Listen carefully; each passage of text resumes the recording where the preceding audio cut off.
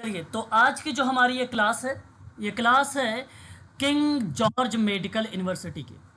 जैसा कि आप सभी को पता है कि MSSO ग्रेड सेकंड की जो वैकेंसी निकाली गई है लखनऊ में, उसी के संदर्भ में हम लोग यहाँ पर प्रैक्टिस कर रहे हैं। आज हम लोग डिस्कस करेंगे पार्ट 6 के बारे में। हम सभी लोगों ने 102 तक के क्वेश्चन पेपर को सॉल्व कर चुके हैं। अब आज से चर्चा करेंगे 103 से। तो प्रश्न बड़े ध्यानपूर्वक आपको पहले सुनना है, उसके बाद आप लोगों को जवाब भी देना है। ठीक है, पूरी कोशिश रहेगी कि आज जो है इस पेपर को सॉल्व करा दिया जाए। ये पेपर है राजस्थान का, RPSC का पेपर है। ये protection officer women empowerment department में मेडिकल सोशल वर्क की वैकेंसी निकाली गई थी, तो 2023 में ये पेपर आया हुआ था। तो प्रश्न क्या कहता है, बड़े ध्यान से सुनिएगा। निम्नलिखित में से किस सिद्धांत ने मानव व्यवहार को समझने पर बल दिया है? यानी एक प्रकार की थ्योरीज है जहां अंडरस्टैंडिंग पर अधिक बल दे रहा है। Option number 2 sir. Option number 2 बता रहे हैं सर। ये ऑप्शन 2 सही नहीं है, एक है सर, इकोलॉजिकल थ्योरी। अच्छा, आपने एक ही तो बताया अभी। संदीप जी, इसका सही विकल्प के रूप में अगर हम लोग बात करते हैं ना, तो ऑप्शन थर्ड को देखिए। ऑप्शन नंबर थर्ड देखेंगे तो सोशल लर्निंग थ्योरी है। मानव व्यवहार को समझने पर बल देता है ये थ्योरी, सोशल लर्निंग, है ना। देखो, ये एक ऐसा सिद्धांत है, इस सिद्धांत को हम लोग ना अवलोकन थ्योरी या आप ऑब्जर्वेशनल थ्योरी के नाम से भी जान सकते हैं, है ना। तो पर्यावरणीय प्रभावों के माध्यम से मानव व्यवहार को समझने पर अधिक बल देता है। और पर्यावरणीय प्रभाव बेसिकली सामाजिक शिक्षण सिद्धांत में भी देखने को मिलता है। हालांकि एक थ्योरी और है CCT, अगर ऑप्शन में होता तो CCT भी सही चला जाता, शास्त्रीय अनुकूलन का सिद्धांत। क्योंकि शास्त्रीय अनुकूलन का सिद्धांत ये कहता है कि सीखने पर बल देता है, जिसमें व्यक्ति जो है उत्तेजना और प्राकृतिक जो प्रतिक्रियाएं हैं उसके बीच एक नया रिलेशन डेवलप करता है ना। तो वो भी अगर ऑप्शन में होता तो सही होता, लेकिन क्लासिकल कंडीशनिंग थ्योरी दी नहीं गई है।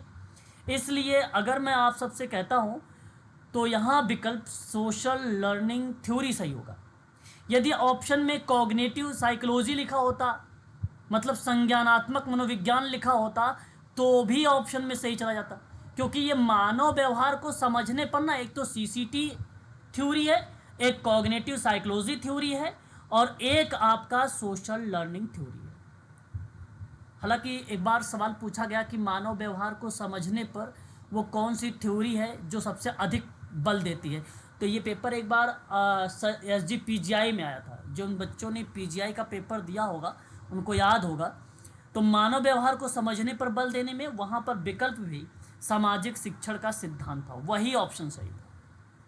तो मानव व्यवहार को समझने का सिद्धांत का मतलब है कि व्यवहारवाद का एक सैद्धांतिक ढांचा, स्ट्रक्चर, अवलोकनीय व्यवहार को आकार देने में, बाहरी जो स्टिमुलस होते हैं उनके महत्व पर बल देने में, वो सोशल लर्निंग थ्योरी है। सही विकल्प ऑप्शन नंबर थर्ड होगा इस प्रश्न का।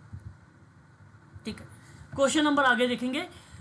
ये देखो काउंसलिंग से है और बड़े ध्यान पूर्वक आपको सुनना है। परामर्श संबंध समाप्त होने के बाद, ठीक है, परामर्श मतलब काउंसलिंग, है ना। Counselling relationship terminate is known as, मतलब उसको समाप्त होने के बाद भी जिसकी सहायता की वह या जांच करना क्या कहलाता है? सर अनुवर्तन। चौथा भी बता रहे हैं। चलिए मैं बताता हूँ। देखो 104 नंबर का यदि आपको मैं बताऊं तो सही विकल्प के रूप में आपका फॉलो अप ही होगा, है ना। अब जरा क्योंकि वो समाप्त होने के बाद भी कह रहे हैं ना सर इसमें। हाँ देखिए, बहुत बढ़िया, आपने यही कीवर्ड पकड़ा। काउंसलिंग समाप्त होने के बाद यही कीवर्ड था, आपको ध्यान रखना था इसी प्रश्न को कि समाप्त होने के बाद। मैं आपको याद होगा आप सभी लोगों को पहले क्या बोला था? प्रवेश बताइएगा, अध्ययन, उसके बाद निदान, उसके बाद मूल्यांकन, उपचार, उसके बाद मूल्यांकन, उसके बाद आपको देखो अगर क्रिया समाप्त हो गई क्रिया क्या हो गई आपकी यहाँ पे, समाप्त हो गई, टर्मिनेट हो गया, है ना, समाप्ति के बाद समाप्त हो follow। गई। अब इस समाप्ति के बाद अब सोचिए, अगर गोल आपका अचीव नहीं हो पाया तो हम उस गोल को दोबारा ले सकते हैं, है ना, दोबारा ले सकते हैं, लेकिन जांच पड़ताल करेंगे भाई तभी तो होगा कि भाई ये चीजें नहीं कर पाया, अब लाओ तो दोबारा से करते हैं इसी गोल को। 3 महीने के लिए आपने और बढ़ा दिया गोल को, अपने टारगेट को, तो वह शब्द होता है फॉलो अप, और फॉलो अप की हिंदी होती है अनुवर्तन। सही विकल्प जिन बच्चों ने थर्ड ऑप्शन का चुनाव किया है वही विकल्प करेक्ट माना जाएगा। ठीक है, काउंसलिंग के संदर्भ में था ये सवाल। फिर भी आगे बढ़ते हैं, एक और सवाल काउंसलिंग यूनिट नंबर 10 से सवाल है। ये कहता है कि परामर्श एवं समाज कार्य के क्षेत्र में समस्या समाधान मॉडल है। अरे की बात आप लोगों ने कर चुके हैं, क्या बता सकते हैं समस्या समाधान का मॉडल किसने विकसित किया है? Milton Ford. संदीप सिंह किसने किया है? पार्लियामेंट पार्लियामेंट ने किया है भाई। यहाँ सही विकल्प होगा पार्लियामेंट। सर हैमिल्टन का तो नाम ही नहीं दिया मैंने आज तक। तो हेलन हॉरिस पार्लियामेंट सन 1957 में सोशल केस वर्क में मैं आपको बता भी चुका हूँ कि इनका एक मॉडल है जो 4 P's के नाम से जाना जाता है, और वो बेसिकली समस्या समाधान पर बल देता है। तो हेलन हॉरिस पार्लियामेंट को सामाजिक और परामर्श कार्य के क्षेत्र में समस्या समाधान मॉडल विकसित करने का श्रेय जाता है, और इन्होंने एक किताब लिखी सन 1957 में, और वो किताब सोशल प्रॉब्लम सॉल्विंग से ही संबंधित थी। आप बता सकते हो मुझे किताब का नाम भी कि आप प्रॉब्लम सॉल्विंग प्रोसेस जो सोशल केस वर्क को डिफाइन करती है। सही विकल्प के रूप में अगेन ऑप्शन नंबर 3 ही सही होगा आपका।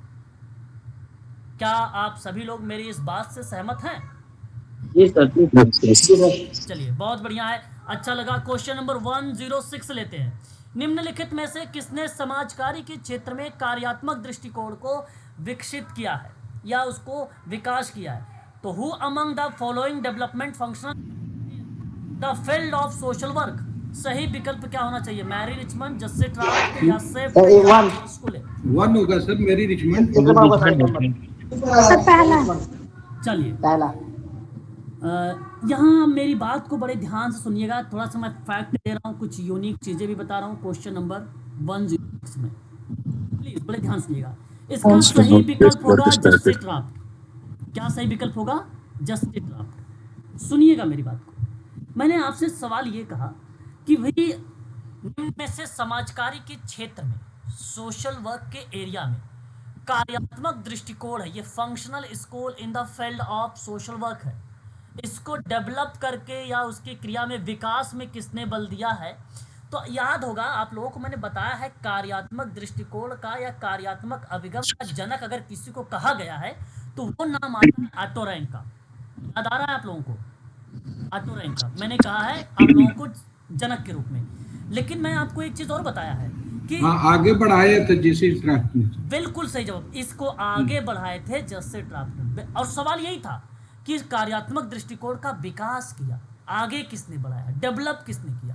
तो सही ऑप्शन जस्टिस ड्राफ्ट। अच्छा जस्टिस ड्राफ्ट यहाँ ऑप्शन में है, यदि in case justice draft option में ना हो, ऑटो रैंक भी ऑप्शन में ना हो, तो जानते हैं एक विद्वान का नाम और आएगा, वह नाम आएगा वर्जीनिया रॉबिसन।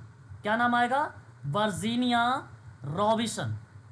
ठीक है, रॉबिसन, ये नाम आपको ध्यान रखना है। ये एक और आपको मैं यहाँ पर नाम दे दिया है। तो समाज कार्य में कार्यात्मक स्कूल के विकास में सबसे अधिक अगर कोई व्यक्ति जुड़ा हुआ है तो वो है जस्टिस ड्राफ्ट। बाद में नाम आता है आपका रॉबिसन बर्जाइन का। रॉबिसन ने कार्यात्मक दृष्टिकोण को विकसित करने में ड्राफ्ट का साथ काम किए थे, मिलकर काम किए थे। समझिए सहयोगी है, मित्र है उनके, जस्टिस ड्राफ्ट के मित्र हैं बर्जाइना रॉबिसन। और इन्होंने ड्राफ्ट और रॉबिसन के दौरान लिखी एक किताब थी, जानते हैं किसने लिखा है? जस्टिस ड्राफ्ट की और रॉबिसन के आधार पे कार्यात्मक जो दृष्टिकोण विकसित किया, उसी विकसित वाली क्रिया पे एक किताब लिख दी, और केनिथ विलियम प्रे ने लिखी किताब। केनिथ विलियम प्रे ने एक किताब लिखी, और वो किताब था कार्यात्मक दृष्टिकोण के विकास पर। देखो 3-4 बातें हैं, तीनों चारों बातों में बड़ी ही इंपॉर्टेंट चीज़ है। और मैं तो आपको पहले भी कई बार बता चुका हूँ कि भाई कार्यात्मक अभिगम के बारे में या अप्रोच के बारे में किसने जनक या नाम जाता है फादर ऑफ फंक्शनल अप्रोच में, तो वो सिंपल से है ऑटो रैंक का नाम। डेवलप में भी बात मैंने किया जस्टिस क्राफ्ट का नाम। आज मैंने बर्जाइना रॉबिसन के बारे में बता दिया और केनिथ विलियम प्रे के बारे में बता दिया। चलिए क्वेश्चन नंबर 107 देखते हैं। सवाल कहता है कि सामाजिक व्यक्ति कार्य में परामर्श की शुरुआत किसने की थी? सर मेरी डिसमेंट, ऑप्शन नंबर 2 सर। देखिए आप सवाल में बहुत गलती कर रहे हैं। यदि आप मेरी क्लासेस ऑप्शन नंबर 2 होगा सर। नहीं सर, गलत है। एक चांस आपको और देता हूँ, गलत है सर। एक नंबर होगा नहीं, सर। सर, पहला होगा। पहला। सर पहला। बिल्कुल। अब सुनिए मेरी बात को, सुनिए अब मेरी बात सुनिए सर। अगर सामाजिक व्यक्ति कार्य का जनक मैं पूछता आपसे पूछता किसने काम किया, तो आप अच्छा नाम बता रहे थे, फेमस नाम बता रहे थे, मैरी रिचमंड का। सामाजिक के वर्क में विकास में एक प्रमुख व्यक्ति के रूप में जानी जाती हैं, एक महिला है ये। सोशल डायग्नोसिस की किताब लिखी इसने और जांच, निदान, उपचार जैसे एलिमेंट को शामिल भी किया। फेमस महिला रही। लेकिन अगर मेरा आप लोगों ने सिद्धांत वाली वीडियो देखा है तो अच्छी बात है, नहीं देखा तो फिर देख लीजिए। सामाजिक व्यक्ति कार्य के प्रिंसिपल्स में मैंने आपको एक प्रिंसिपल्स का नाम बताया है, व्यक्तिकरण का सिद्धांत, गोपनीयता का सिद्धांत, आत्मनिर्णय का सिद्धांत, है ना।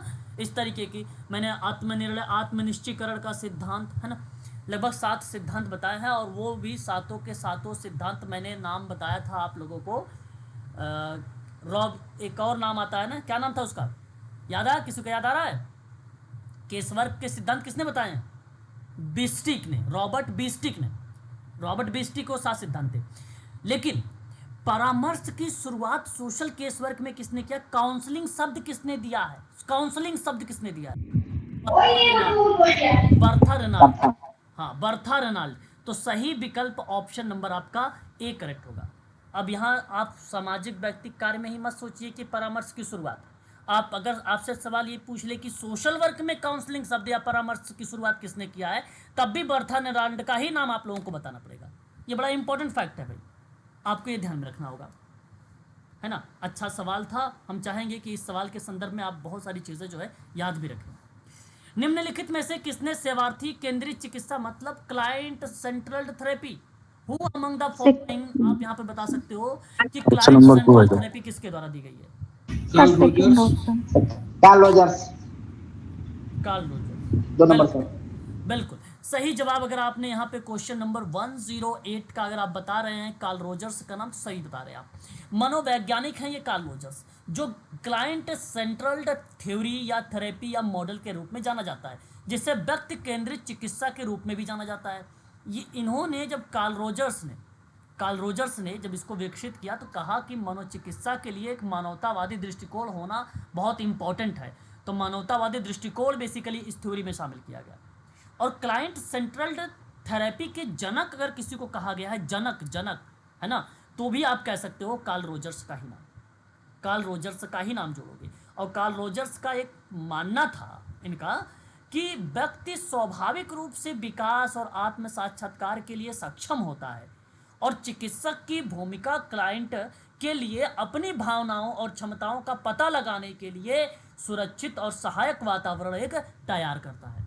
आप ऐसा कह सकते हो कि एक पॉजिटिव इन्वायरमेंट तैयार करता है। यहाँ पर सही विकल्प के रूप में अगर मैं आपसे बात करता हूँ तो ऑप्शन नंबर 2 करेक्ट जवाब होगा यहाँ पर। ठीक है, बड़ा आसान सा सवाल है। जौहरी विंडो बहुत इजी क्वेश्चन है। फिर भी इस सवाल के बारे में मैं आप लोगों से आपकी राय जानना चाहूँगा कि क्या आप अज्ञात क्षेत्र मानेंगे, यानी जो ब्लाइंड रीजन्स है, जो एरिया है जौहरी विंडो, इनमें से कौन सा माना जाएगा? सर पहला। बताइए। सर पहला होगा। पहला या तीसरा लगा? नहीं, पहला तो गलत है सर दूसरा गलत है।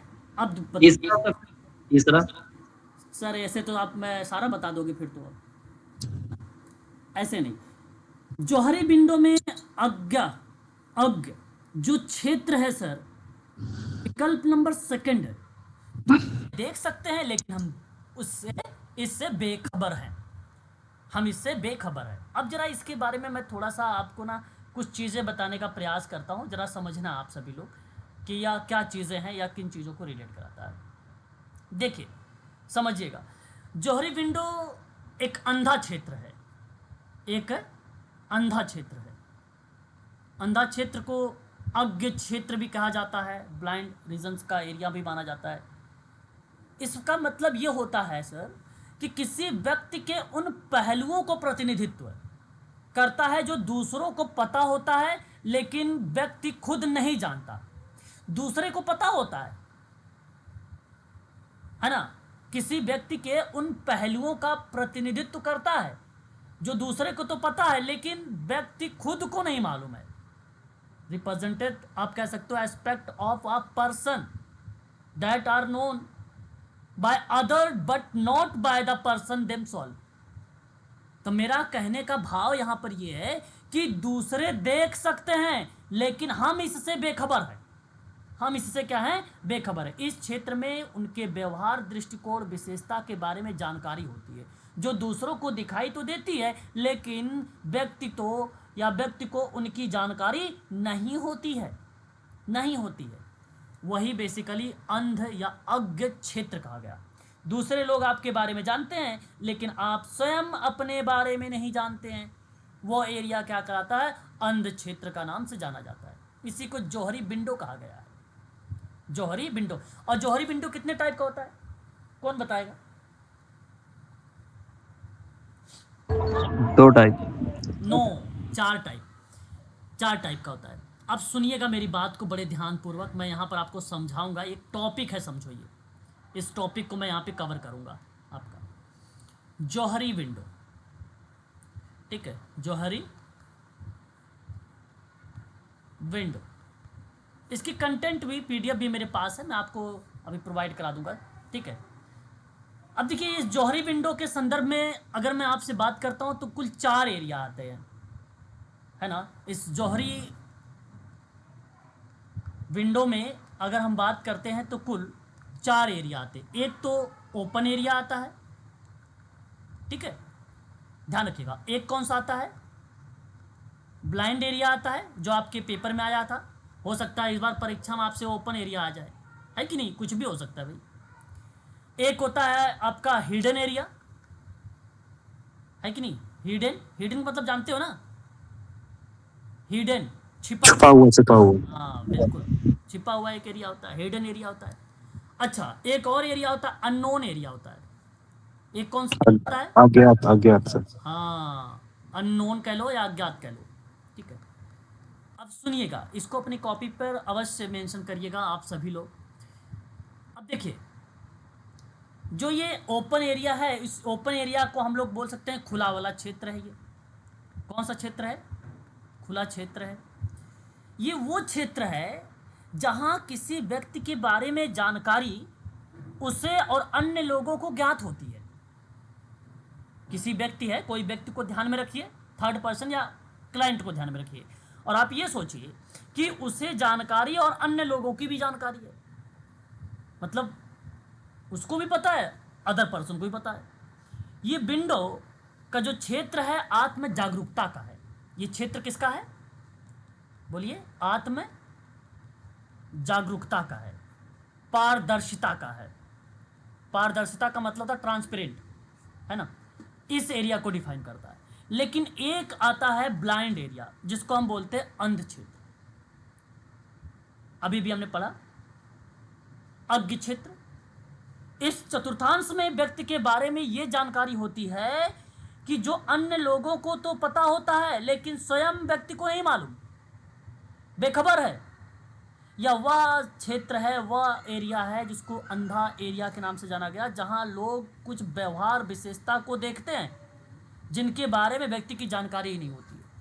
आप ये करिए, क्लास में बैठे हो, आपको कोई मूल्यांकन कर रहा है लेकिन आपको पता नहीं है, वो ब्लाइंड एरिया का पार्ट हो जाएगा। एक होता है हिडन एरिया। हिडन एरिया देखो, अब यहां तो जागरूकता पारदर्शिता था पहले वाले में, दूसरे वाले में क्या था? व्यवहार और विशेषता को देखा जाता है। व्यवहार और विशेषता को देखा जाता है। ये कीवर्ड मैं बता रहा हूं आप लोगों को भाई, याद रखिएगा। हिडन एरिया को देखिए, इसको क्या बोलेंगे हिंदी में? छिपा हुआ क्षेत्र। इस क्षेत्र में वह जानकारी होती है जो व्यक्ति अपने बारे में जानता है, अपने बारे में जानता है व्यक्ति, लेकिन दूसरों के बारे में पता ही नहीं होता भाई। इसमें व्यक्तिगत विचार, भावनाएं, रहस्य शामिल होते हैं। इसमें क्या होते हैं? रहस्य शामिल होता है ना, रहस्य शामिल होता है इसमें, विचार शामिल होता है इसमें, और भावनाएं शामिल होती है इसमें। ठीक है, भावनाएं, ये सारी चीजें आप कह सकते हैं हिडन एरिया को। लेकिन एक अननोन एरिया होता है। इस अननोन एरिया में, ये चौथा है, ये विंडो का सबसे रहस्यमय हिस्सा है, सबसे रहस्यमय हिस्सा है। इसमें ना ऐसी जानकारी होती है जो व्यक्ति और अन्य दोनों के लिए अज्ञात होता है। मतलब देखो, उसे भी अज्ञात है, आपको भी अज्ञात है, ना सोशल वर्कर को पता, ना क्लाइंट को पता। जो व्यक्ति और अन्य दोनों में अज्ञात चीजें दर्शाई गई हैं। और इसमें, इस क्षेत्र में अगर हम बात करते हैं तो अचेतन विश्वास हो गया, दमित भावनाएं हो गई। क्या हो गई? दमित भावनाएं हो गई, अचेतन विश्वास हो गए। ये सारे शब्द इसमें शामिल होते हैं अननोन एरिया के अंतर्गत। ठीक है, तो बड़ा इंपॉर्टेंट टॉपिक है ये। हम चाहेंगे कि इस चीज़ को ज़रूर ध्यान में रखेंगे आप लोग। ये कुछ पार्ट हैं और इस पार्ट के संदर्भ में इसको जाना जाता है। ठीक है, अब बात करते हैं अगले सवाल पर। इसका सही ऑप्शन आपका दूसरा होगा, है ना, ध्यान रखेंगे। क्वेश्चन नंबर 110 यानी 110। एक प्रभावी चिकित्सक के संबंध में कौन सा वाक्य सत्य नहीं है? स्टेटमेंट है नॉट सर दूसरा। Regarding to effective therapist. अच्छा, आप कह रहे हैं तीसरा। दूसरा सर। अच्छा, दूसरा बोल रहे हो, तो आप दूसरा अगर बता रहे हो सर तो बहुत अच्छी बात बता रहे हो। देखिए, सुनिएगा मेरी बात को एक बार प्लीज़, आप सभी लोग बड़े ध्यान से मेरी बात को सुनिए। मैं आपसे ये कह रहा हूँ कि एक प्रभावी चिकित्सक के संबंध में हमसे क्या की जा रही है? इंफॉर्मेशन पूछी जा रही है जी। इंफॉर्मेशन कह रहा है आपसे कि कौन सा सही नहीं है भैया, कौन सा सही नहीं यानी गलत है। तो एक प्रभावी चिकित्सक में विनोद की भावना होती है। अच्छा, जानते सेंस होता है, सेंस ऑफ ह्यूमर होता है। बिल्कुल बिल्कुल, सेंस ऑफ ह्यूमर होता है, बिल्कुल। तो यहाँ पे चिकित्सक में विनोद की भावना पाई जाती है, इसका मतलब ये तो सत्य बात है, हमें ढूंढना है असत्य। तीसरा वाले देखिए एक बार, एक प्रभावी चिकित्सक आमतौर पर वर्तमान में रहता है। और ये भी सही है सर। बता दूं कि मेडिकल सोशल वर्कर जब भी कोई चीज़ स्टडी करे या डायग्नोसिस करे तो वो प्रेजेंट टाइम को लेकर ही बातचीत करेगा। सबसे पहला हमारा रोल यही होता है, भाई आज इसको प्रॉब्लम क्या है, आज वर्तमान में समस्या क्या हो रही, प्रेजेंट टाइम यानी करंट लेवल जानना बड़ा इंपॉर्टेंट होता है। एक प्रभावी चिकित्सक के संबंध में ये वाक्य तो सत्य है भैया कि आमतौर पर वर्तमान में क्या रहता है। चौथा कहता है कि एक प्रभावी चिकित्सक को दूसरों के कल्याण में सच्ची रुचि होती है। मेडिकल सोशल वर्कर हो, आपको तो पॉजिटिव बातें सोचनी ही पड़ेंगी। और ये भी देखो, सच्ची रुचि है यानी इंटरेस्ट वगैरह आपको दिखाना पड़ेगा, तभी तो आप मेडिकल सोशल वर्कर कहलाएंगे, अन्यथा नहीं कहलाएंगे। आप काउंसलर हैं, है ना, आप चिकित्सक हैं एक, और उस रूप में जब आपका कोई रोल होता है तो वहाँ दूसरों के कल्याण के साथ साथ उनकी एक्टिविटीज़ में आपको पार्टिसिपेट होना है और समाज की मुख्य धारा यानी सोशल के मेन स्ट्रीम में जोड़ना है आपको। इसलिए पहला, तीसरा, चौथा सही है। लेकिन देखिए दूसरा, एक प्रभावी चिकित्सक गलतियां नहीं करता है और उन्हें स्वीकार करने को तैयार भी नहीं होता है। तो ये गलत लिखा है ना? बिल्कुल सर, ये गलत लिखा है। एक मेडिकल सोशल वर्कर क्या गलतियां नहीं कर सकता है? कर सकता है ना? और उसे बेसिकली स्वीकारता भी है, ऐसी बात नहीं कि नहीं स्वीकारता है। अब ये तो गलत की बात है कि भाई, अब ये अलग बात है कि आप अपने बुराइयों को या अपने गलतियों को छिपाने के लिए आप अपना डिबेट कर रहे हो, चर्चा कर रहे हो उनसे, भैया मैं नहीं, वो थर्ड पर्सन है, तो प्रक्षेपण करने की क्रियाएं बेसिकली वहाँ पर आपके अंदर आ रही हैं, तो वो अलग बात है। फिर भी एक प्रभावी चिकित्सक का रोल ये नहीं होता जो ऑप्शन नंबर सेकंड में है। क्वेश्चन नंबर 111 यानी 111 नंबर का क्वेश्चन 111 तो कहता है कि प्रकृति उद्देश्य संभावित जोखिमों को पूरी व्याख्या के बाद कुछ करने के लिए अनुमति प्राप्त करना डैश कहलाता है। निम्न में उसको किस नाम से जानोगे? Sir second option. कंसेंट होगा ना, पहला होगा। तो पहला होगा सहमति। नहीं सर, दूसरा होगा। यहाँ मैं सर चौथा हुआ सर इसका, सर मार्गदर्शक सर चौथा सर। चौथा हो सकता है, चौथा नहीं सर। चलिए ठीक है, आप लोगों ने अपने अपने विचार यहाँ पे प्रकट किए हैं। जरा एक बार मेरी बात को सुनिएगा। प्रश्न बड़ा आसान है, केवल अगर आप प्रश्न को समझ लेंगे ना तो आप आसानी से इस सवाल को भी कर लेंगे। सवाल आपसे क्या पूछता है? सवाल सिंपल है, कहता है कि प्रकृति उद्देश्य, मतलब प्रकृति का मतलब तो नेचर होता है ना, प्रकृति। अब यहाँ पे बोला गया कि आपसे कि प्रकृति उद्देश्य और संभावित जोखिम को पूरा व्याख्या के बाद, चलो ठीक है, आपने एम, जो भी प्रॉब्लम है, जो उसका नेचर है, इन सभी चीज़ों पे आपने सही तरीके से क्या कर दिया, एक्सप्लेनेशंस दे दिए, व्याख्या कर दिया। उसके बाद व्याख्या करने के बाद कुछ करने के लिए विशेष अनुमति प्राप्त करना हो और आपको कुछ अलग करने के लिए आपको अनुमति प्राप्त करनी है या अनुमति लेनी है, तो एक है सहमति, एक है सूचना, एक है सूचित सहमति और एक है मार्गदर्शन। ये 4 शब्द है। तो इस क्रिया में ना ये जो शब्द आ रहा है सूचित सहमति आ रहा है। कैसे, जरा सुनिएगा। सूचित सहमति का मतलब होता है किसी प्रक्रिया या क्रिया के बारे में पूरी जानकारी मिलने के बाद सहमति देना। फिर से सुनिए, अगर डेफिनेशन पता है तो आप आसानी से सवाल कर पाओगे। किसी प्रक्रिया, प्रक्रिया का मतलब होता है प्रोसेस, या क्रिया, क्रिया का मतलब होता है एक्शन, के बारे में पूरी जानकारी मिलने के बाद, हमें पूरी इंफॉर्मेशन मिल गई प्रक्रिया के माध्यम से और क्रिया के बारे में, या जिस तरीके से हम एक्टिविटीज़ कर रहे थे उसके माध्यम से पूरी हमें इंफॉर्मेशन मिल गई, और उस इंफॉर्मेशन मिलने के बाद सहमति देना ही हमें क्या कहलाता है, सूचित सहमति कहलाती है। तो रोगियों को या पेशेंट को कोई प्रोसेस या इंटरवेंशन, प्रक्रिया या हस्तक्षेप के जोखिम या लाभ या विकल्प के बारे में जब हम कोई चीज़ बताते हैं तो उस प्रक्रिया में इसका नाम हम लोग लेते हैं। रोगी के सवालों के जवाब देना भी आप कह सकते हो सूचित सहमति। मौखिक और लिखित सहमति लेना तो भी कह सकते हो सूचित सहमति, है ना। तो ये एक शब्द है, ये बेसिकली एक प्रकार से इन्फॉर्म कंस्टेंट जैसे शब्द को शामिल किया गया है। गाइडेंस एक प्रकार का मार्गदर्शन है, सहायता है, परामर्श है। ये नहीं प्रकृति उद्देश्य संभावित जोखिम की पूरी व्याख्या के बाद उसकी विशेष अनुमति प्राप्त करना होता है, तो हम मार्गदर्शन के लिए थोड़ी ना सहायता या उसके लिए अनुमति देंगे। वो तो प्रक्रिया है, वो प्रोसेस है, वो ऑटोमेटिक आ जाएगी। बट क्रिया करने के समय या एक्टिविटी करने के दौरान उस समय ऑटोमेटिक ये चीज़ें शामिल हो जाएंगी, है ना। तो इस सवाल को जरूर ध्यान में रखिएगा आप लोग कि सही जवाब सूचित सहमति होगा, है ना।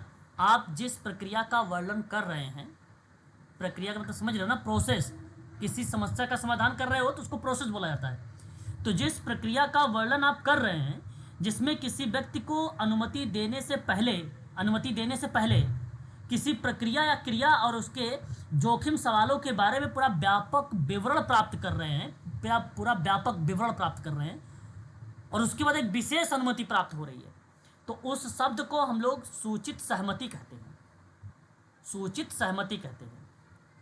एक प्रदाता और एक प्राप्तकर्ता के बीच में जो संचार की प्रक्रिया होती है, जैसे ये मेडिकल सोशल वर्कर है और ये क्लाइंट है, इन दोनों के बीच में एक संचार प्रक्रिया होती है ना। इसी संचार प्रक्रिया को जहां मेडिकल सोशल वर्कर के पास पूरी इंफॉर्मेशन, पूरी व्याख्या हो गई, अब वो उसको अनुमति देने की बात कर रहा है, तो इस परिस्थिति में सूचित सहमति का शब्द आ जाता है। सूचित सहमति शब्द यहाँ पे शामिल हो जाता है, ठीक है। तो ये चीज़ ध्यान रखिएगा। बड़ा अच्छा सवाल था, केवल कॉन्सेप्ट पे था, यानी इस शब्द का मीनिंग अगर आपको पता था तो आप सही कर पाओगे, अन्यथा ये सवाल गलत हो जाएंगे। ऐसे मीनिंग जानना जरूरी है, ठीक है। मीनिंग। क्वेश्चन नंबर 112 क्या बोल रहा है, जरा ध्यान से सुनिए कि व्यक्तिगत समस्या से संबंधित परामर्श डैश पहलू पर बल देता है। मतलब आप ये कहिए कि काउंसलिंग पर ज़्यादा फोकस कर रहा है। 2 नंबर। क्वेश्चन नंबर 112 का कह रहे हैं 2 नंबर, लेकिन मैं आपसे बता दूं, मेरी बात को जरा सुनिए। व्यवहारिक सर, चलिए अब सुनिए मेरी बात को। सर एक बार मेरी बात सुनेंगे। मेरा कहने का भाव आपसे ये है, आप लोगों से, कि व्यक्तिगत समस्या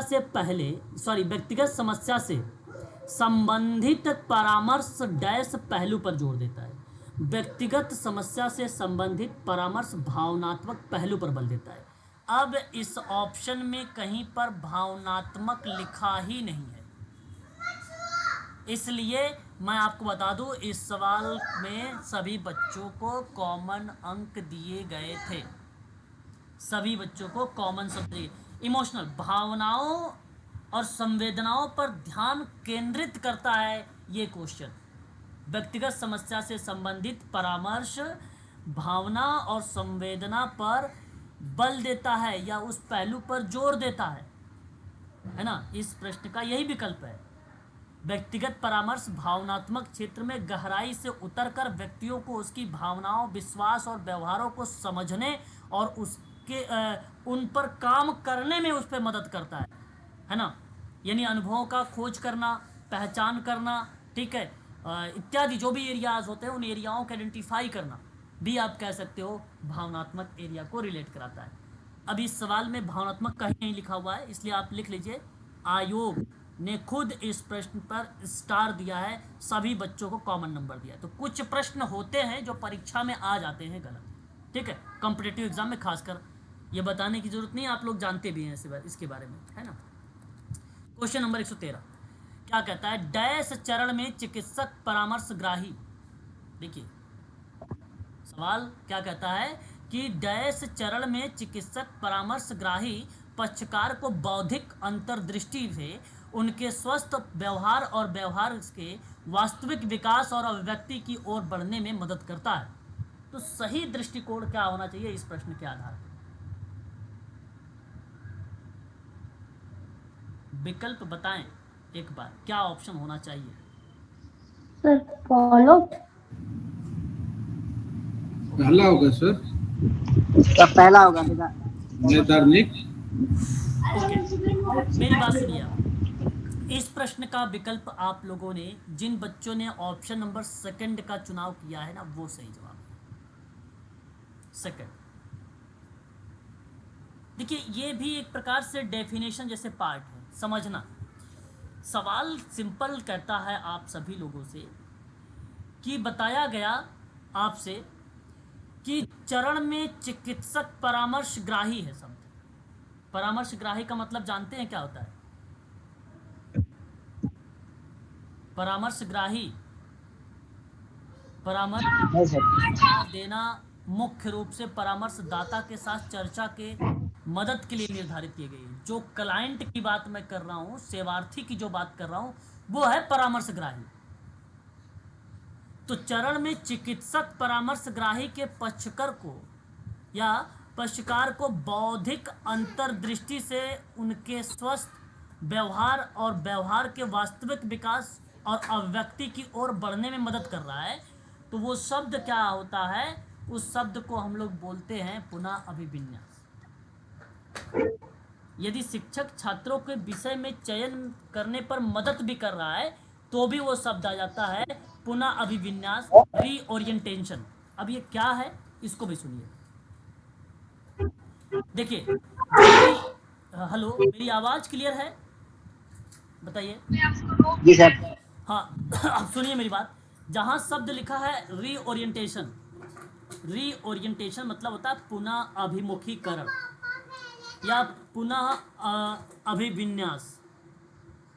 किसी चीज के उद्देश्य या उद्देश्य को बदलने की क्रिया या प्रक्रिया, ताकि वह किसी दूसरे व्यक्ति या चीज पर केंद्रित हो जाए। मतलब सिंपल है, बदलने का प्रोसेस है ये।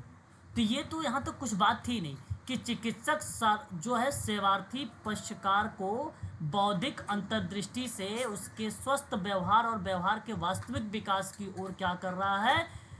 बढ़ने में उसकी मदद कर रहा है, उसकी हेल्प कर रहा है, उसका ध्यान बेसिकली केंद्रित कर रहा है। उसका ध्यान क्या कर रहा है? केंद्रित कर रहा है। तो दिशा निर्धारण करने की क्रिया या प्रतिक्रिया या दिशा निर्धारित होने की स्थिति को हम लोग अभिविन्यास नाम लेते हैं। और दोबारा उसी क्रिया को किया जाए तो हम लोग क्या कहेंगे? पुनः अभिविन्यास का पार्ट बनता है।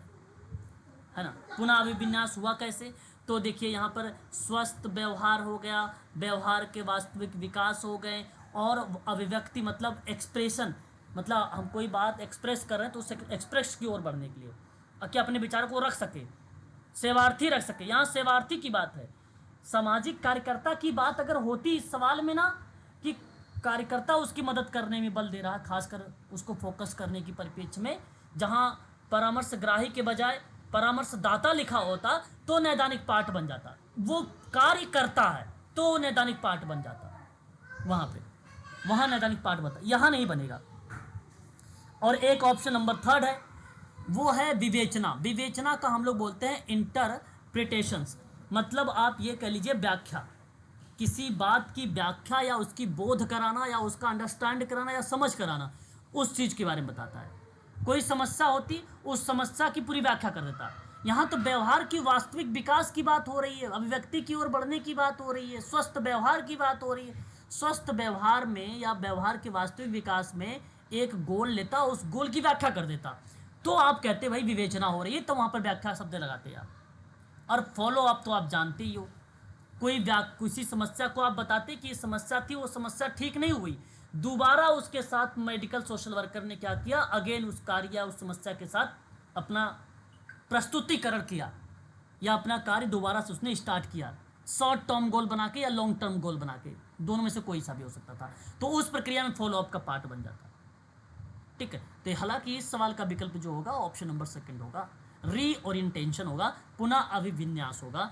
ठीक है, याद रखिएगा, अभिविन्यास को अनुकूलन भी कहा जाता है। क्वेश्चन नंबर 114, निम्नलिखित में से कौन सा सहायक संबंध की अनिवार्य विशेषता नहीं होती। देखिए बड़ा रिजेक्शन 3 नंबर पे। Option number 3, option 3।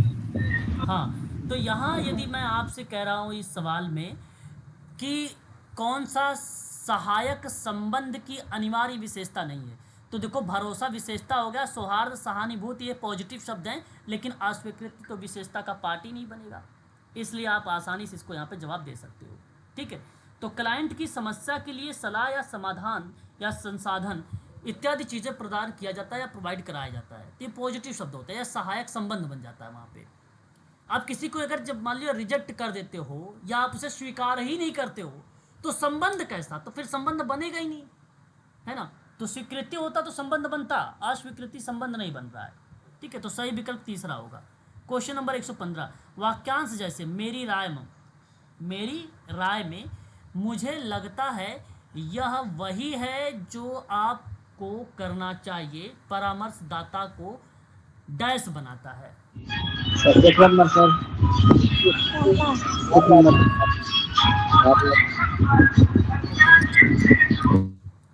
और भी कोई अपना जवाब बताएं सवाल में कि क्या होना चाहिए इस सवाल के आधार पर। Sir option number 3। ओके, आप कह रहे हैं ऑप्शन नंबर 3, परंतु सर ऑप्शन नंबर 3 नहीं होगा, उदारवादी विचारक हो ही नहीं सकता। पहला होगा सर। सर मैंने लिखा है राय, सुनिए मैंने लिखा है राय, आपकी राय क्या होगी मेरे बारे में या मेरे इस कंटेंट के बारे में, तो आप यहाँ पे क्या करोगे, यहाँ आप क्या करोगे, आलोचना करोगे ना, यहाँ तो आलोचनाएं बनेंगी ना, कुछ और बन सकता है बताओ। यहाँ तो भाई आलोचना बनेगी, क्या बनेगी, आलोचनाएं बनेगी। तो यहाँ शब्द में ना आलोचनात्मक जो शब्द शामिल किया गया है, ये विकल्प आपके लिए सही है। यहाँ ये विकल्प सही होगा कि मेरी राय में मुझे लगता है या वही है जो आपको करना चाहिए, परामर्शदाता को, तो यहाँ आलोचनात्मक शब्द बन रहा है ना, आलोचनात्मक शब्द। अब सुनो, परामर्शदाता को कम प्रभावशाली या निर्देशात्मक बना सकता है, तो जब कम प्रभावशाली बना सकता है या निर्देशात्मक बना सकता है, तो ऐसे वाक्यांश में यह आभास हो सकता है कि परामर्शदाता मूल्यांकन कर रहा है, परंतु ऑप्शन में मूल्यांकन है ही नहीं, एक तो शब्द ऐसे बनता। जबकि एक अच्छे परामर्शदाता को सहायक और ग्रहणशीलता और गैर निर्देशात्मक होना चाहिए, इस क्रिया में। तो मेरी राय में सुनने में क्लाइंट को लग सकता है कि सलाह दी जा रही है, ना कि उसकी बात को समझा जा रहा है। तो कई पॉइंट बन सकते हैं इसके संदर्भ में। तो जैसे मैंने कहा कि आप देखो, यहाँ सवाल को कीवर्ड पकड़ने की जरूरत है। कीवर्ड क्या था? मैंने कहा सवाल में कि मेरी राय में, राय आपकी देखो क्या होता है, ये आलोचनाएं होती हैं। हो सकता है आपकी गलत राय हो सकती है, सही भी हो सकती है ना। वैज्ञानिक लोग क्या करते हैं? आलोचनाएं करते हैं। और मुझे लगता है कि ये वही है जो आपको करना चाहिए। परामर्शदाता को डैश बनाता है तो आलोचनात्मक बनाता है, जो कि ऑप्शन नंबर आपका सेकंड करेक्ट होगा, है ना। तो यहाँ पर विकल्प के रूप में अगर हम बात करेंगे तो सही ऑप्शन आपका बी होगा। ठीक है, अगला सवाल देखिए एक बार। क्वेश्चन नंबर हमारे सामने आता है 116 नंबर का। दमन को एक सुरक्षा युक्ति के रूप में वर्णित किया जा सकता है। दमन को बताओ। सर तीसरा। ओके, तीसरा। और भी कोई?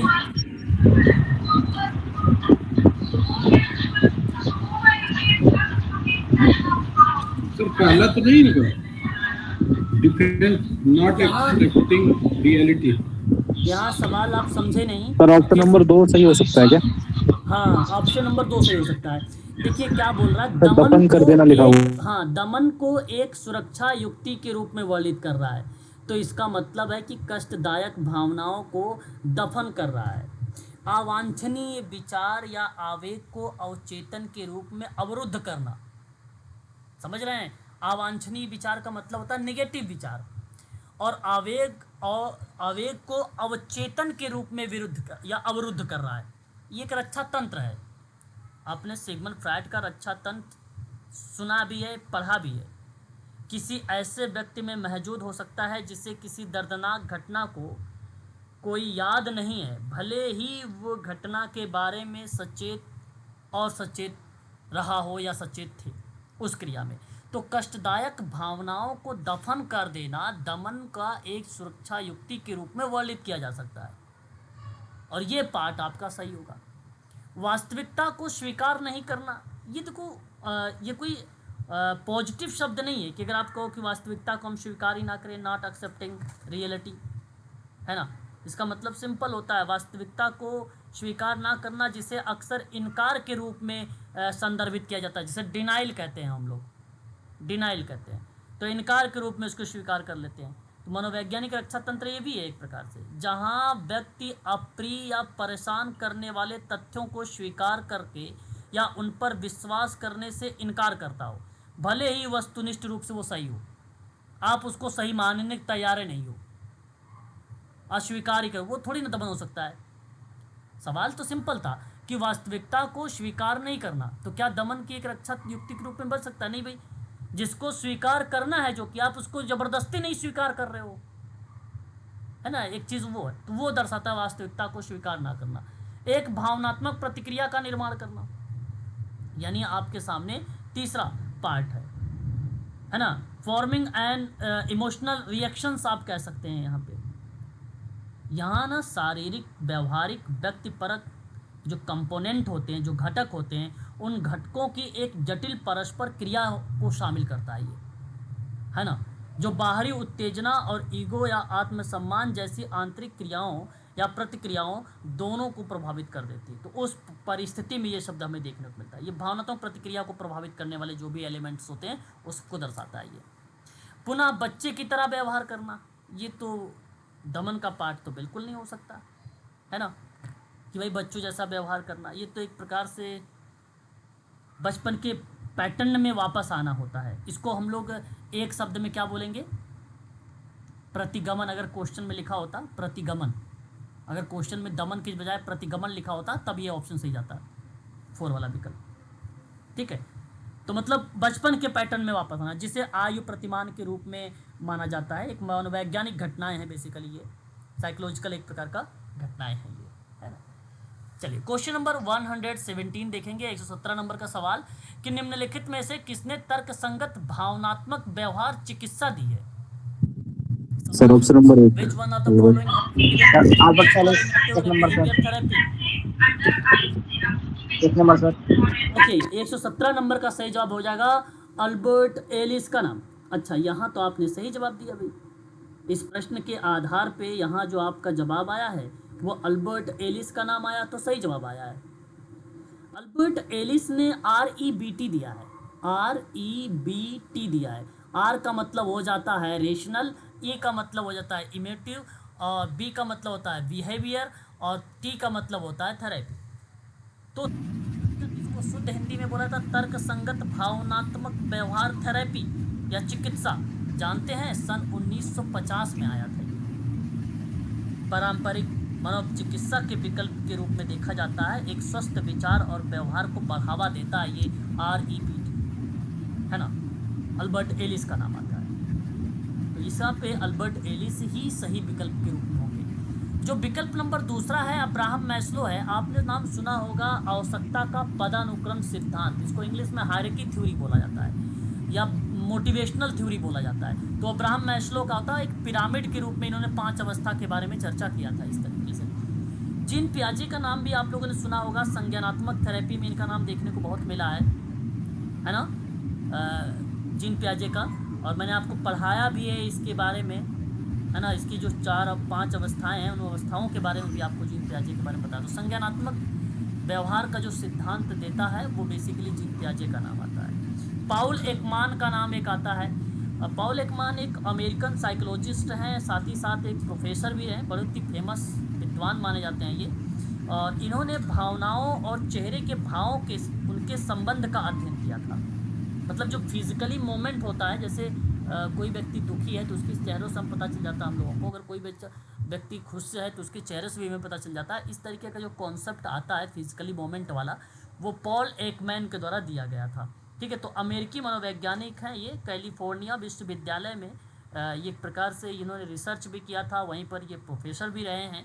ठीक है, तो इस चीज़ को भी आप लोग ध्यान में रख सकते हो, है ना, पॉल एकमैन का। तो इनका आता है पेपर में मानवीय भावना। मानवीय भावना का सिद्धांत किसने दिया है? मानवीय भावना का सिद्धांत तो आप बोल सकते हो पॉल एकमैन ने दिया है। और मानवीय भावनाएं हैं कौन कौन सी भाई? खुशी हो गया, आनंद हो गया, उदासी हो गया, क्रोध हो गया, भय हो गया, आश्चर्य हो गया, घृणा हो गया, है ना। ऐसे बहुत सारी हैं, ये सभी क्या हैं? ये भावनाएं हैं, मानवीय भावनाएं हैं।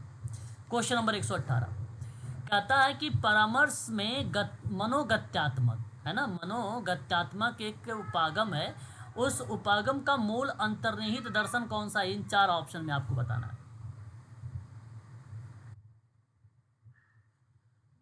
बताइए। क्वेश्चन नंबर 118 बोलिए।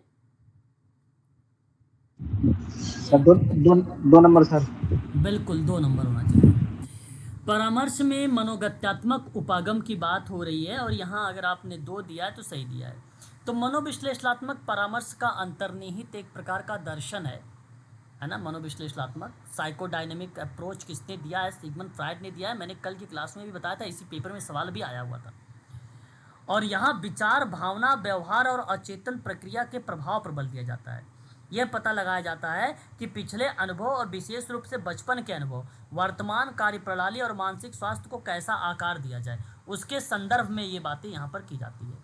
तो ये सिगमंड फ्रायड का कॉन्सेप्ट है। तो अधिकांश भावनात्मक समस्याएं शैवार्थी के बाल्यकाल में उत्पन्न हुई है और ये सही जवाब है आपका, सेकंड जवाब, मनोगत्यात्मक।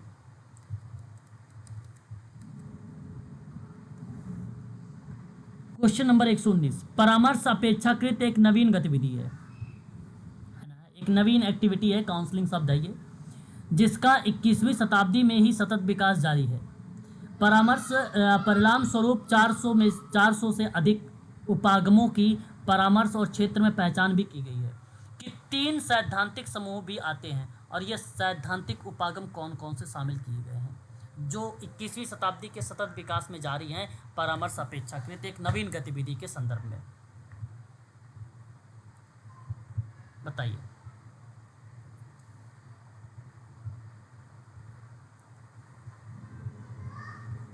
नहीं पता? एक हो सर, डी जाएगा होगा। आपको ए बी डी सर, चार चौथा ABD एक सर। मनोवेग, एक हो जाएगा आपको ABD। साइकोडायनेमिक, चौथा नंबर होगा। है ना, मनोडायनेमिक एक होगा आपका, और एक हो जाएगा आपका व्यक्ति केंद्रित, और एक हो जाएगा आपका संज्ञानात्मक व्यवहारी। ये पार्ट शामिल किए गए हैं।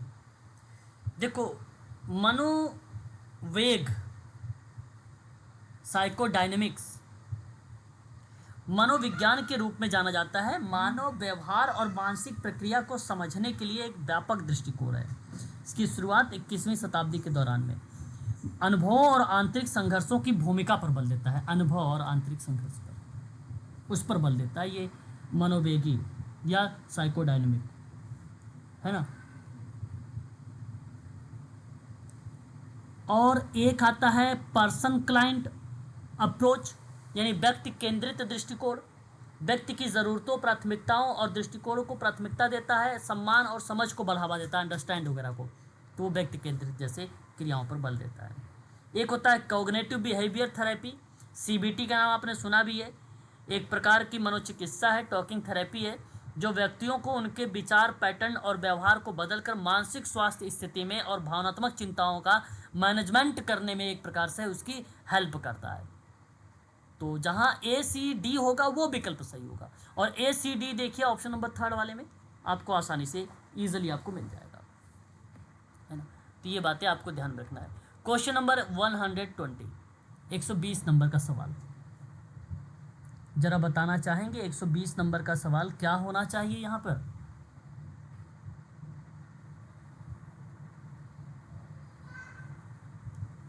पाठ्यक्रम क्या होगा? Sir second sir. पाठ्यक्रम नियोजित अधिगम का अनुभव होगा, है ना, जो कि ऑप्शन नंबर पहले का तीसरा यही होगा। और सुदृढ़ीकरण क्या होता है? परितोषित होता है। अभी हम बताएंगे परितोषित का मतलब होता है पुरस्कार, एक प्रकार का रिवॉर्ड कह लीजिए, ठीक है। और विशिष्ट आवश्यकता, स्पेसिफिक नीड, व्यक्तिगत जरूरतें बनेगी। और अप्रेजल, अप्रेजल का नाम तो सुना होगा अपने PRA वगैरह में, है ना, पार्टिसिपेटर रूरल अप्रेजल। अप्रेजल का मतलब होता है मूल्यांकन, वहाँ पर देखिएगा आपको मिल जाएगा। तो यहाँ पर आपका मूल्यांकन होगा, है ना। तो मतलब एक सूचीबद्ध में एक शब्द दिया गया और सेकंड में उसका अर्थ दिया गया है। सही विकल्प आपका 3rd वाला ही ऑप्शन सही माना जाएगा। क्वेश्चन नंबर 121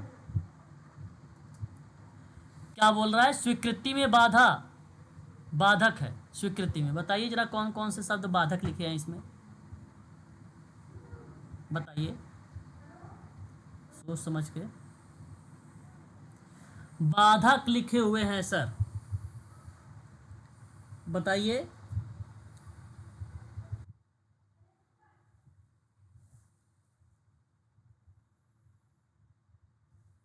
नहीं समझ में आ रहा है? सर पहला सर पहला सर। पहला। चलिए जवाब तो आपका आया है ऑप्शन नंबर A, और ये ऑप्शन सही है। देखिए पहला ऑप्शन अट्रीब्यूट या attributing one's feeling to the client, मतलब अपनी भावनाओं को कह रहा है कि पक्षकार के मत्थे मढ़ना, मतलब समझिए ये रिलेशनल साइकिल एक टाइप का पार्ट है, या साइकोलॉजी के अंतर्गत ये शब्द जोड़े गए हैं। किसी क्लाइंट को ना अपनी भावना के लिए जिम्मेदार ठहराना। भाई किसी क्लाइंट को आपने कह दिया भाई मैंने ये काम किया नहीं, ये फलाने ने काम किया है और किया आप हो, तो किसी क्लाइंट को अपनी भावनाओं के लिए जिम्मेदार ठहराते हो। एक मनोवैज्ञानिक घटना है जिसे एक प्रकार से प्रोजेक्शन शब्द कहा जाता है। एक रक्षा तंत्र है जिसमें व्यक्ति अपने अस्वीकार विचार और भावना या उद्देश्यों को किसी और पर थोप देता है, मत्थे मढ़ देता है ना। मत्थे मढ़ना का मतलब है किसी और के ऊपर थोप देना। तो बेसिकली एक अचेतन प्रक्रिया जिसका उपयोग कठिन भावना या आंतरिक संघर्षों का सामना करने से बचने के लिए ये इसका यूज किया जाता है। तो ये बाधक है, ये बाधा है। और कहता है निराधार आश्वासन या अन्वेषण करने की अनिच्छा।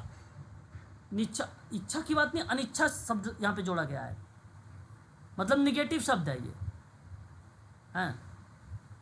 अनफाउंडेड की बात कर रहा है रिसोर्सेस के संदर्भ में, है ना।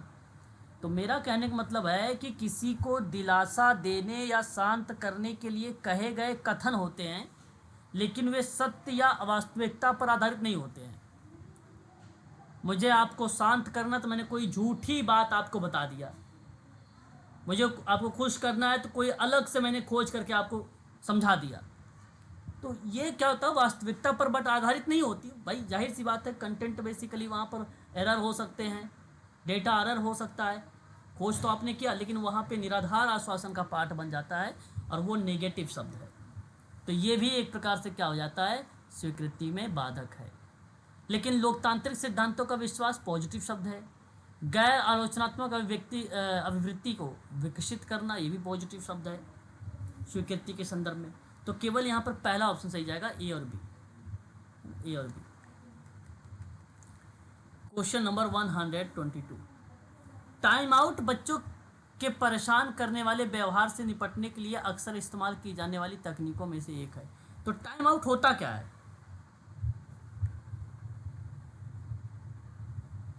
बताइए। चौथा।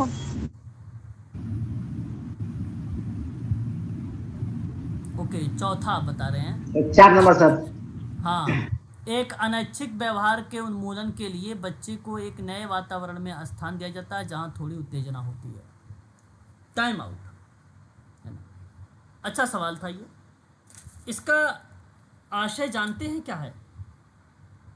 टाइम आउट के संदर्भ में अगर हम बात कर रहे हैं आप लोगों से, तो टाइम आउट एक ऐसी विधि है सर जिसमें बच्चे को कुछ समय के लिए उत्तेजक वातावरण या गतिविधि में अस्थायी रूप से हटाकर शांत या कम आकर्षण स्थान पर ले जाया जाता है, उसी को टाइम आउट कहते हैं, है ना। एक प्रकार से पनिशमेंट भी आप ऐसा कह सकते हो। ठीक है। क्वेश्चन नंबर 123, सचेत बौद्धिक गतिविधि यानी संज्ञानात्मक व्यवहार दृष्टिकोण, बताइए इनमें से कौन सा है? सही उत्तर का चुनाव करना है।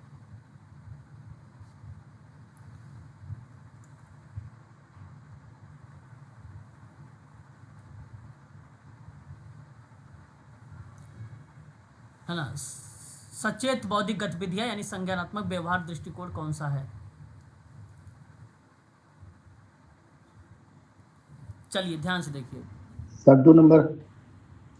बड़े पैमाने पर यहाँ भी एक कुशल तरीके से पहचाने गए लक्षण और चिंताओं को आकलन करना और उपचार करना। सवाल क्या है? सवाल है संज्ञानात्मक व्यवहार दृष्टिकोण। बड़े पैमाने पर अभी और कुशल तरीके से पहचानना, लक्षण की चिंता, एंजाइटी और अवलोकन या असेसमेंट या ट्रीटमेंट जैसे शब्द शामिल किए गए। तो व्यवहार दृष्टिकोण में ये शब्द नहीं है भाई। सचेत बौद्धिक गतिविधियों के अंतर्गत या एक्टिविटी के अंतर्गत ये शब्द यहाँ पर शामिल नहीं किए गए हैं, है ना, क्वेश्चन नंबर 123 में। तो मैं आपसे कहूँगा कि 123 का पहले वाले को आप एलिमिनेट कर सकते हो, आप पर्चे हटा सकते हो, जो पहला ऑप्शन दिया गया है ना, जो पहला ऑप्शन दिया गया है। यहाँ और अभी दृष्टिकोण की प्राथमिकता दी जाती है। कुशल तरीके से पहचान की गई या लक्षणों और चिंताओं का आकलन करना, उपचार करना, ये पार्ट नहीं होगा। यहाँ और अभी दृष्टिकोणों को प्राथमिकता दी जाती है, समय पर मूल्यांकन और उपचार प्रदान भी किया जाता है। ठीक है। पश्चकार की भावनाओं को गहरी से संभालना, ये भी गलत है, नहीं है। पश्चकार के परिवार के साथ बातचीत करना, ये भी गलत हो गया। सटीक मूल्यांकन तरीकों और गृह कार्य आधारित कार्यों का उपयोग करना, ये भी नहीं होगा, इसमें कोई नहीं होगा। सही विकल्प चुनना था, इसमें से कोई नहीं है। तो सचेत बौद्धिक गतिविधियों के अंतर्गत यहाँ पे कोई शब्द भी नहीं शामिल किया गया है ना, कोई शब्द नहीं। तो ये गलत बेसिकली आया हुआ है, आप ऐसा कह सकते हैं। ठीक है। सभी बच्चों के यहाँ पर भी कॉमन अंक दिए गए थे। देखिए, मनोवेगीय प्रतिमान साइकोडायनेमिक मॉडल में अंतर्दृष्टि है, क्या होना चाहिए? इनसाइड इन साइकोडायनेमिक मॉडल है, बताइए जरा प्लीज। 124 नंबर का सवाल। देखो, मनोगतिकीय प्रतिमान में अचेतन में या अचेतन के संपर्क में आना है ना, अनकॉन्शियस के संपर्क में आना है, ये आपका दूसरा वाला पॉइंट यहाँ पे सही है। ठीक है, दूसरा वाला पॉइंट आपका यहाँ पे सही जाएगा। और फिर उसके बाद जो अचेतन है उसे चेतना में लाना, ये भी सही हो गया। पर्यावरण में परिवर्तन करना गलत हो गया, विचारों का तर्क संगत बनाना ये भी गलत हो गया। तो साइकोडायनेमिक मॉडल, इसी देखो अचेतन शब्द है, कीवर्ड याद रख सकते हो, इसमें अचेतन शब्द बहुत फेमस है बस। तो बी सी वाला यानी जो दूसरा ऑप्शन ये करेक्ट जवाब है। क्वेश्चन नंबर 125 लास्ट क्वेश्चन है आपका ये आज का। जरा मुझे बताइए इस सवाल का विकल्प क्या होगा 125 का, आज का लास्ट क्वेश्चन।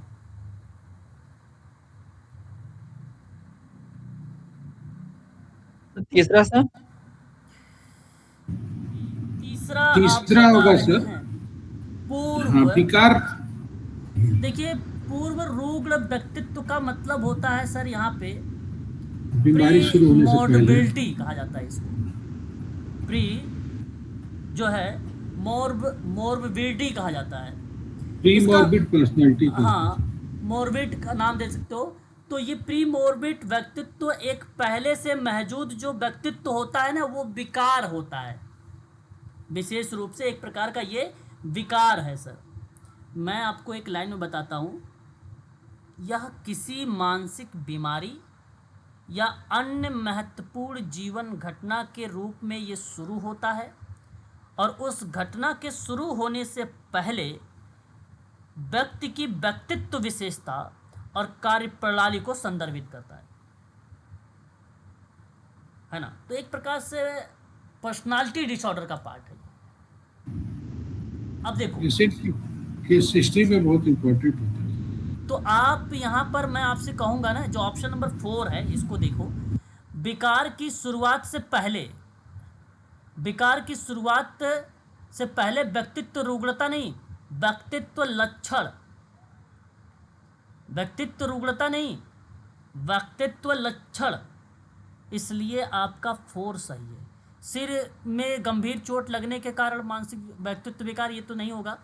पूर्व रुग्ण व्यक्तित्व वाला ये भी नहीं होगा। तर्क संगत रूप से सोचना, असमर्थ रूप से अभिलक्षित व्यक्तित्व विकार, ये भी नहीं होगा। और यहाँ पे देखो, यहाँ तक तो सही था, लेकिन व्यक्तित्व रुग्णता नहीं होगा, व्यक्तित्व लक्षण होगा, क्योंकि लक्षण से ही डिफाइन होगा कि ये कौन से डिसेबिलिटीज़ की एरिया में आता है। ठीक है, तो इसलिए 4 सही होगा इस प्रश्न का। तो आज के लिए बस केवल इतना ही रखिए आप सभी लोग। और अभी हम लोग डिस्कस करेंगे ग्रुप वर्क के अंतर्गत कुछ और पार्ट, जैसे लीडरशिप क्या है, नेतृत्व क्या है, अभिलेख क्या है, ठीक है, इंटरव्यू क्या है, ये हमारा टॉपिक है आज का, ये भी इम्पोर्टेंट है। इसी पर ही हम लोग डिस्कस करेंगे, इसी लिंक पर। और आप क्लास को ज्वाइन करिएगा 7:15 पर, 7:15 PM पर क्लास का समय यही रहेगा, है ना। ठीक है, तो आप क्लास ले सकते हैं, 7:15 पे स्टार्ट होगी, ठीक है, इसी लिंक पर।